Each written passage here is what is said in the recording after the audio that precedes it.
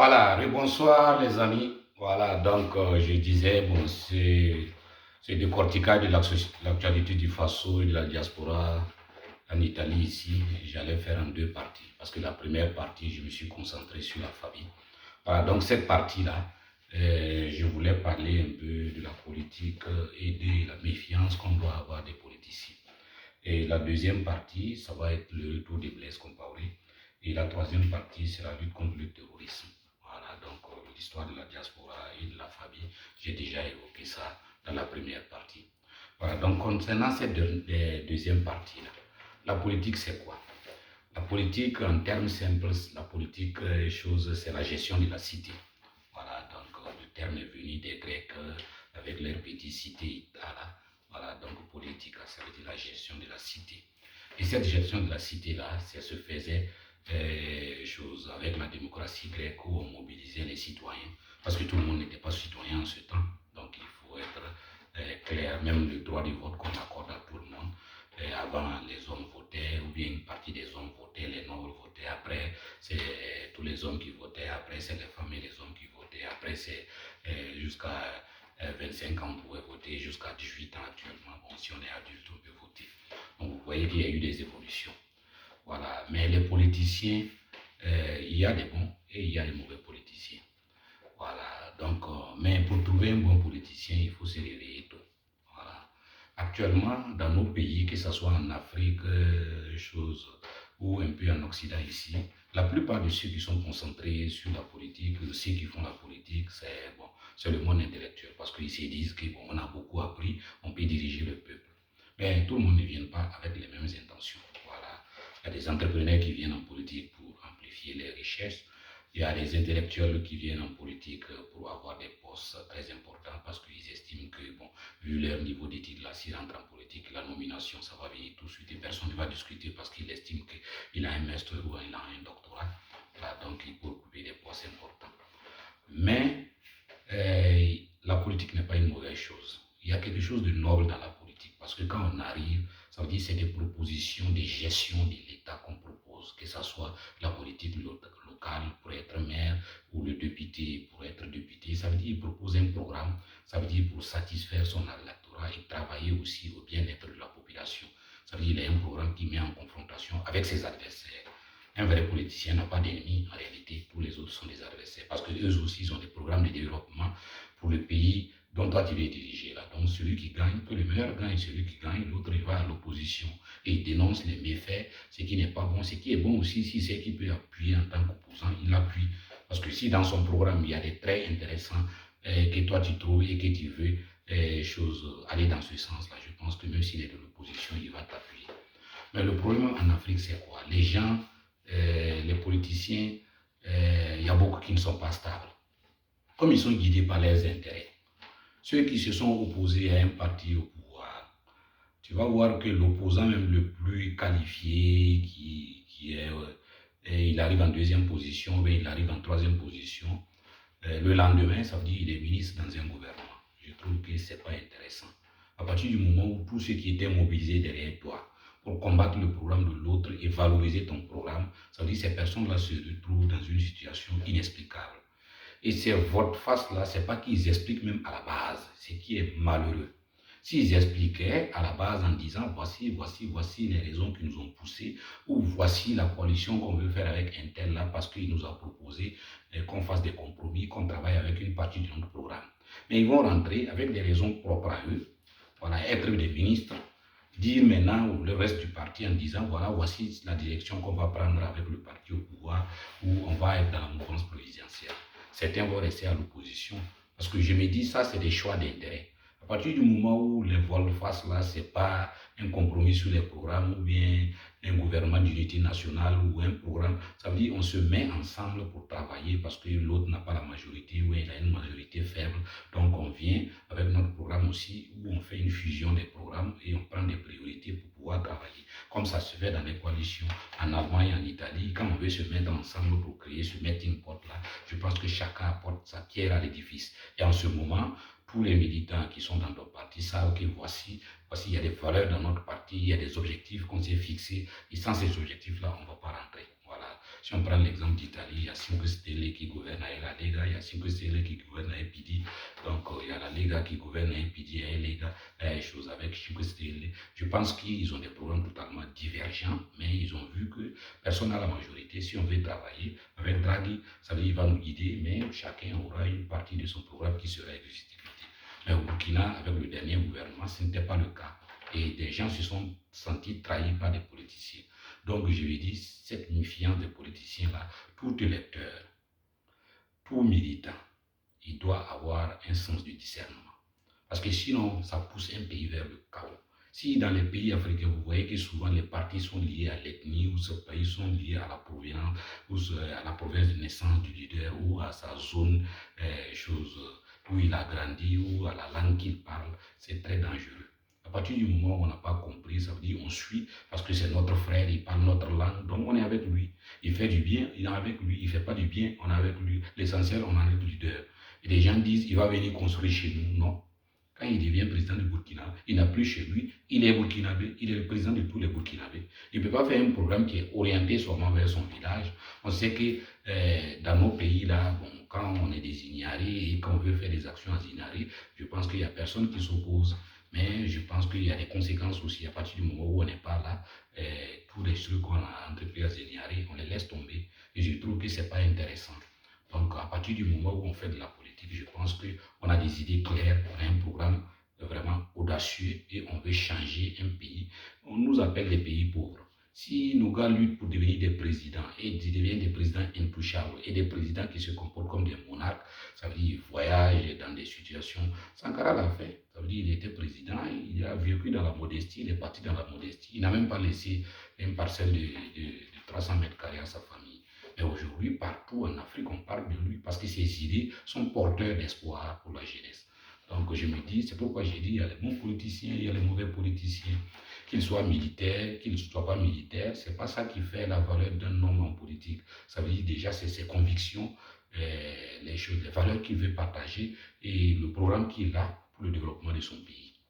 On peut essayer de développer et ne pas réussir, mais si le partage est un partage sincère et qu'il y a l'équité dans le partage et que chaque région est prise en compte, chaque zone est prise en compte, où on n'est pas concentré seulement dans les grandes villes, en délaissant les villages, en délaissant les zones un peu désertiques. Ça veut dire, quand il y a une richesse dans un pays, même quand on récolte des richesses dans un pays, il faut essayer de distribuer et que ça soit une justice équitable.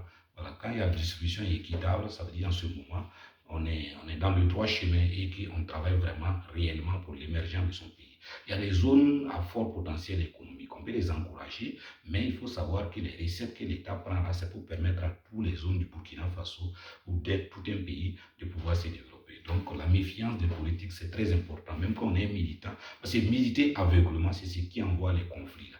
Voilà. Si vous voyez dernièrement au Burkina Faso, quand quelqu'un est dans un parti, il ne veut même pas qu'on critique son leader.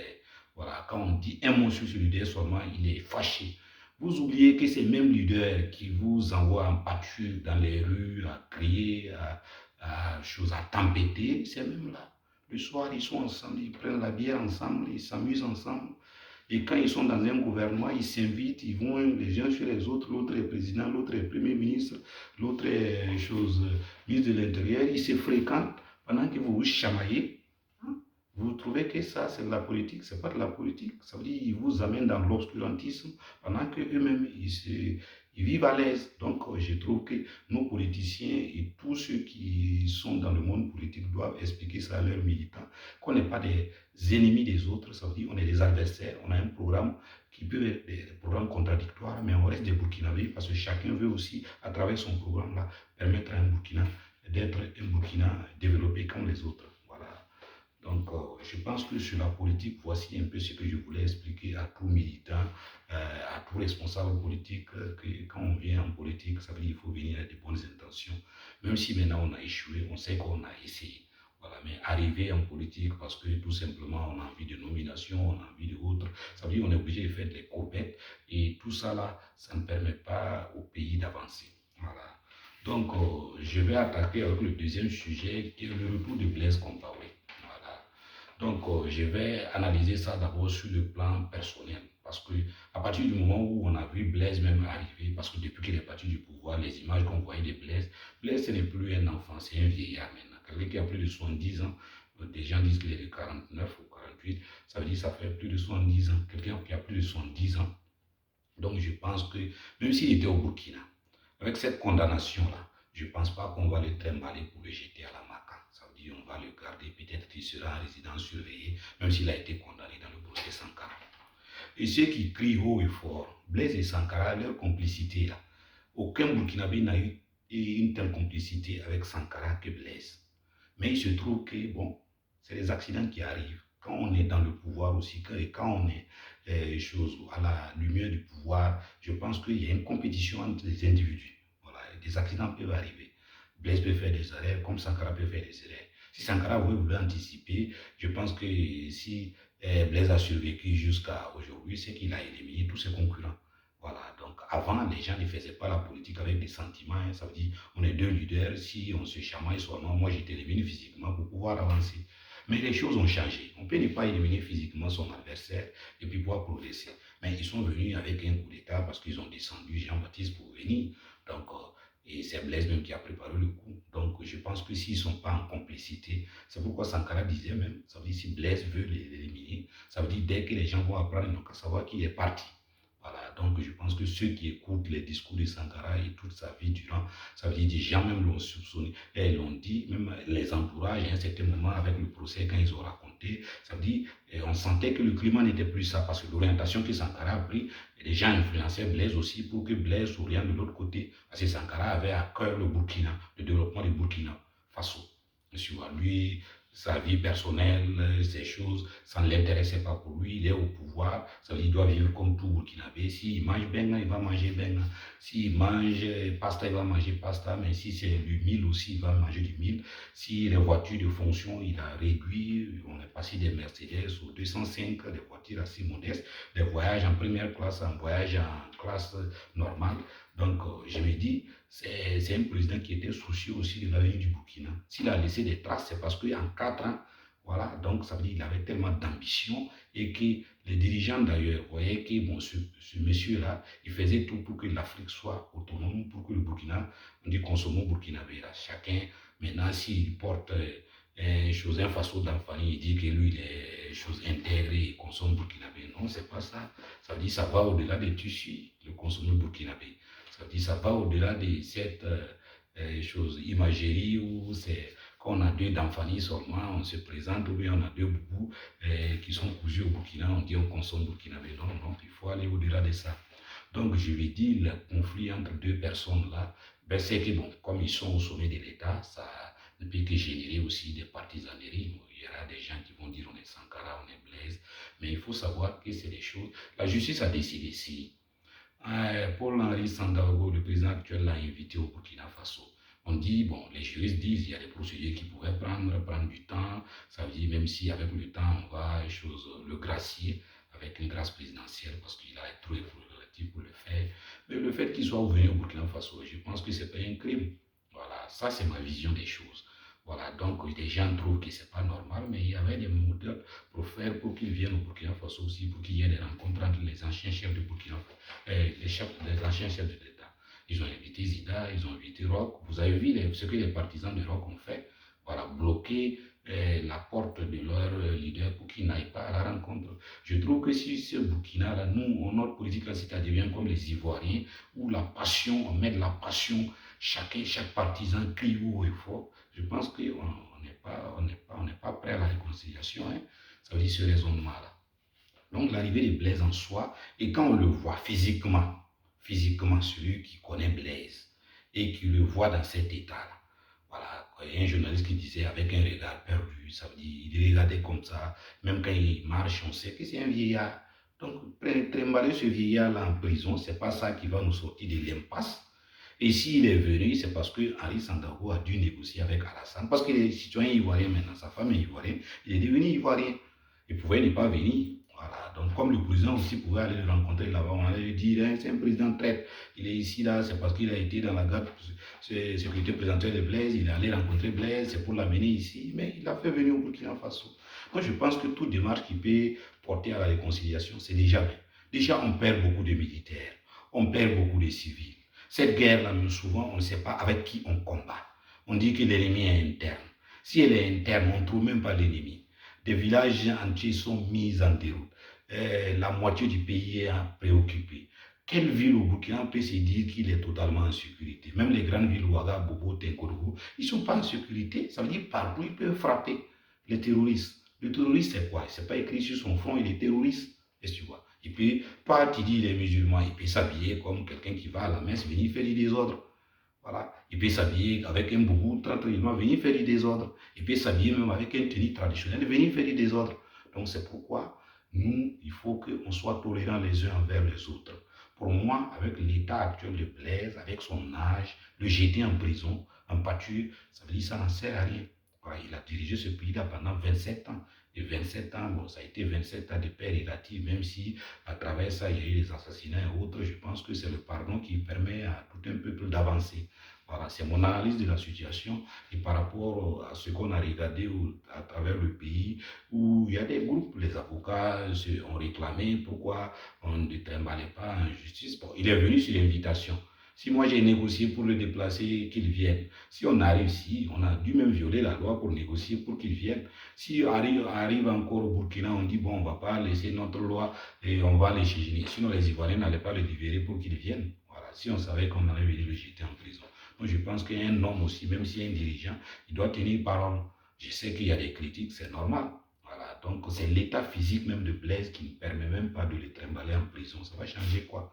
Ça va donner quoi? Ça ne va pas faire revenir si les désordres qu'il a fait. Ça veut dire qu'il faut savoir là qu'il y a certaines choses, il faut apprendre à digérer et à améliorer les choses pour avancer. Ça veut dire pour qu'il n'y ait plus ça. La justice aussi, c'est ça. Hein. La justice, là, c'est une justice, c'est pour corriger, c'est pour apprendre aux gens qu'il n'y a pas l'impunité, mais ce n'est pas punir pour punir. Actuellement, il n'y a pas la peine de mort. Il y a des pays où on tue quelqu'un, il n'y a pas la peine, on l'emprisonne 30 ans, à moins de 10 ans ou 15 ans, on le libère pour bonne conduite. Donc, il va falloir qu'on reste dans ce tempo-là et qu'on soit tolérants les uns envers les autres. Et vu l'état même de ce monsieur, je pense que le jeter en prison ou bien le bloquer parce qu'il est venu pour une rencontre avec le chef d'État. Donc, je trouve que ce n'est pas intéressant. Voilà. Et tous les partisans aussi des autres chefs d'État, que ce soit les partisans de Rock, des IDA et autres, ça veut dire, bon, les entraves aussi à la réconciliation, ça ne mène nulle part. Voilà, les lieutenants sont là, ils ont donné 2 ans. Ils font des tentatives aussi pour mettre en ordre le pays. Ils sont venus parce qu'ils se sont dit avec la force on pouvait chercher les terroristes, mais ils sont là, ça fait 6 mois, les choses ne changent pas. Donc il va falloir charger des fusils d'épaule, ça veut dire trouver aussi d'autres stratégies pour rassembler les Burkinabés. Donc je pense que bon, ils vont tenter du tout. Ils ont un délai. Donc à la fin de ce délai-là, donc on saura si vraiment le travail a été bien fait ou non. Et en une année aussi, on pourra analyser les progrès qui ont été faits. Même actuellement, sur le terrain du combat, je pense que les militaires sont totalement engagés. Mais comme ce n'est pas un combat qu'on va gagner en une journée, même si aujourd'hui on élimine tous les terroristes un peu partout, il y aura des résidus qui vont rester, qui vont faire mal au pays. Les pays comme la France, les États-Unis, l'Angleterre, les pays qui sont mieux équipés que nous, qui sont mieux renseignés que nous, je pense qu'il y a des attentats. Et je pense qu'il n'y a pas de pays neutre, même actuellement. Le nombre de morts par jour aux États-Unis, c'est pas ce qui se passe chez nous. Mais bon, le problème est que dans nos pays, quand il y a ce type d'événements-là, c'est tellement amplifié que bon, on a l'impression qu'on est moins en sécurité qu'ailleurs. Voilà, donc je pense qu'il va falloir travailler sur ça pour que tout le Burkinabé se fasse une introspection et comprenne que le retour de Blaise, là, c'est pas un mal en soi. C'est une initiative, ça peut être bien comme ça peut ne pas être bien, mais c'est une initiative quand même qui tend vers la paix ou rassembler tous les présidents. Je pense que Damiba est de bonne foi. Voilà, donc, et je pense que le pouvoir actuel doit travailler aussi pour que vraiment pouvoir éradiquer le terrorisme au Burkina Faso. Voilà, donc en parlant de terrorisme, je pense que la lutte contre le terrorisme, il y a des grands pas.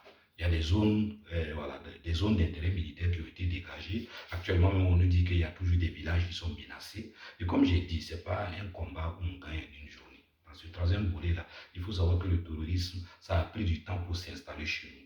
Voilà, donc au début, peut-être s'il y avait ces zones militaires-là, ça allait nous aider. Mais malheureusement, la gestion de la situation n'a pas été à la hauteur. Donc il va falloir comprendre que le Burkina vraiment est gangréné par cette histoire-là. Et tout Burkinabé doit travailler pour qu'on puisse trouver une solution et pour que notre pays la sorte de cette impasse-là. Voilà, voici un peu sur les 3 sujets qu'on a voulu développer sur l'actualité du Burkina Faso pour que nos frères et sœurs qui sont au niveau de la diaspora comprennent. Voici le format que je vais faire maintenant, parce que faire un journal seulement, parce que c'est un format un peu pour expliquer l'actualité de la semaine, c'est plus intéressant. Je le fais en français, souvent de temps en temps je vais le traduire en Bissa. Et j'ai vu que, bon, comme en Bissa aussi je le fais et que les gens, beaucoup ne sont pas intéressés parce que c'est pour faire en une langue, chose locale pour que les gens puissent comprendre. Et je sais qu'ici, autour de 80-90% des Burkinabés ici, bon, ils parlent Bissa, donc ils viennent d'une zone du centre-est, du centre-sud, chose comme du centre-sud et un peu partout. Donc je pense que ça allait les aider, mais malheureusement, bon, si les gens ne sont pas intéressés. Pour moi, cette actualité-là, je le fais dans le volontariat, bon, pour communiquer avec mes frères et sœurs burkinabés, qu'ils soient ici ou ailleurs. Ça veut dire pour échanger aussi nos compétences, pour échanger aussi nos informations, pour débattre aussi entre nous. Voilà, c'est que le cadre ne nous permet pas actuellement parce qu'on n'a pas les équipements nécessaires. Mais avec le temps, je pense que les choses vont évoluer. De temps en temps, bon, je vais traduire une partie en Bissa ou dans d'autres langues que je comprends. Voilà, souvent aussi, je vais faire des sorties aussi en italien ou en anglais pour permettre à d'autres communautés aussi de comprendre les réalités de chez nous en Italie et un peu partout de la diaspora. Voilà, merci et bonne soirée. Je pense que c'est